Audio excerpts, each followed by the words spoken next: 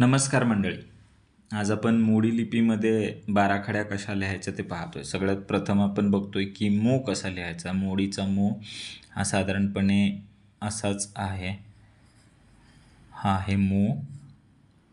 परत आलं हे डी, महाला बा, रा एकदम सोपा आहे. ख जेव्हा रेषेच्या वर कुणी जातं तेव्हा ते अक्षर सहसा ख असतं, त्याच्यापेक्षा वेगळं असं कुठलं नाही आहे. आणि ड देवनागरीतल्याप्रमाणे आणि या. सो हे काय झालं मोडी लिपीमध्ये बाराखड्या. मोडी बाराखड्या इथंपर्यंत कळालं आहे. सगळ्यात पहिलं जे लेटर आहे ते आपलं आहे क. तर क साधारणपणे मोडीमध्ये कसं लिहिलं जातं, तर हे असं क आहे. आता का का हा गाठीच्या स्वरूपामध्ये येतो. इथे गाठ आली ना मध्ये, हा का झाला. आता की म्हणजे पहिली आणि दुसरी वेलांटी असेल तर ते एकच स्वरूपात लिहिलं जातं, ऱ्हस्व दीर्घ असं काही नसतं. तर जे की आहे सोपं आहे. पुढं गेलं दुसरी वेलांटी, परत एकदा क आपला काढून घेतला आणि हा पण झाला की.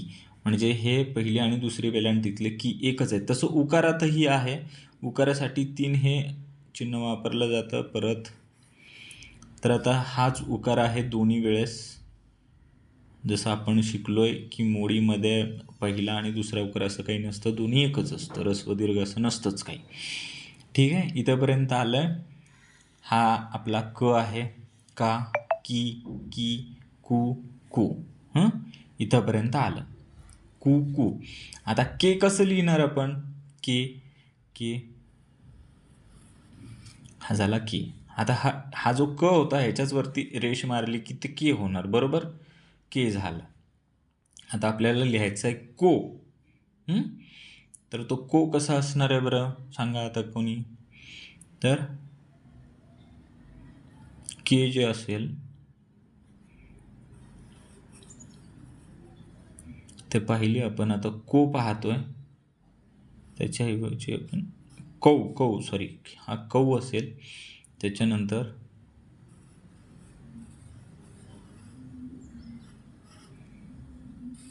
हा झाला को. एक काना आहे ना इथं आणि एक मात्रा आहे. हा को झाला. पुढं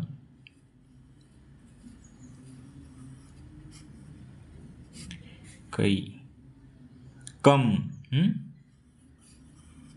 हा झाला कम. आणि पुन्हा एकदा ख काढला आणि कहा. कळालंय. चला आता आपण एक ख हे अक्षर घेऊ. ख. आता ख जे आहे ते मोडी लिपीमध्ये पहिल्यांदा इथं वरती एक गाठ येते म्हणजे, आणि हा ख सिंपल आहे. आता खा कसा काढायचा बघा. रेष पाहिजे, रेषेच्या वरून आला, इथं आला, इथं आला आणि इथे एक गाठ दिली. हा झाला खा. ख खा. जसं की आपण आधी शिकलोय की जे काही पहिला आणि दुसरी वेलांटी आणि उकार आहे तो तसाच राहतो. तर मग इथं तर जर आपल्याला खी लिहायचं आहे तर कसं लिहिणार. जे खला ख आहे वेलांटी, परत खला ख आलं वेलांटी, खी. मग आता खू काढायचं आहे आपल्याला. खू मग आपण बघितलं होतं उकारासाठी आपल्याला 3 हे अक्षर वापरायचं आहे. वापरलं, पुढं आला आणि इथं एक केलं, इथं रेष आली. तर हा खू आहे. अगेन हा खू आहे. आता खे कसा असेल. रेषेच्या वर इथं आलो, इथं रेष मारली, खे. इट्स खे. खे झाल्यानंतर पुढं आपल्याला काय करायचं आहे. खे नंतर येते लक्षात. परत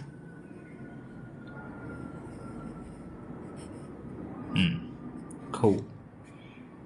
मग काय आला. ख हम, मला खहा. समजतंय सर्वांना? आता ग ग ग हे लेटर पाहतो आपण मोडीमध्ये कसं लिहितील. तर सगळ्यात पहिल्यांदा ग जे आहे ते देवनागरीप्रमाणे ग, गा अगेन सेम. जसं आपण पाहिलं होतं की पहिली आणि दुसरी वेलांटी असा काही प्रकार नसतो, त्यामुळे जे काही असेल ते दुसऱ्याच वेलांटीमध्ये असणार आहे. बरोबर आहे का? असंही असू शकतं कधी कधी. आता हे झालं ग गा गी गी. आता गु, पहिला आणि दुसरा उकार. तर कसं असतं, इथं दोन प्रकारचे गु लिहिले जाऊ शकतात. पहिला तर हा आहेच. आता दुसरा कुठला आहे? तीनचा चिन्हासारखा येतो, जसं आपण शिकलो. अगेन थोडंसं ह्याच्यामध्ये कन्फ्युजन होऊ शकतं. आता गे अगेन सेम गे आलं. गो अगेन गो, गंग गहा. क्लिअर? आता घ घ कसं लिहिलं जाईल? घ अगेन देवनागरीसारखं आहे. घ घा, घ घा घी घी घू, अगेन घू. कधी कधी असं पण लिहिलं जातं घे खौ घो,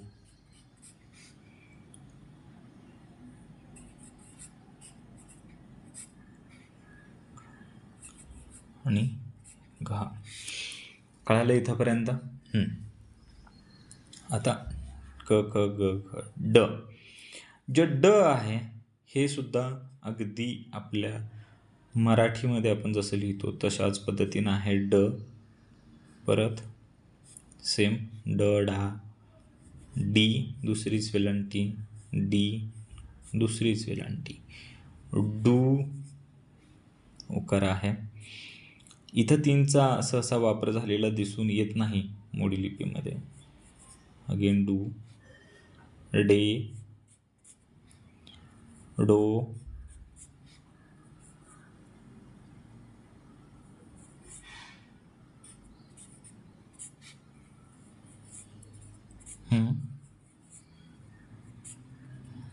ओके.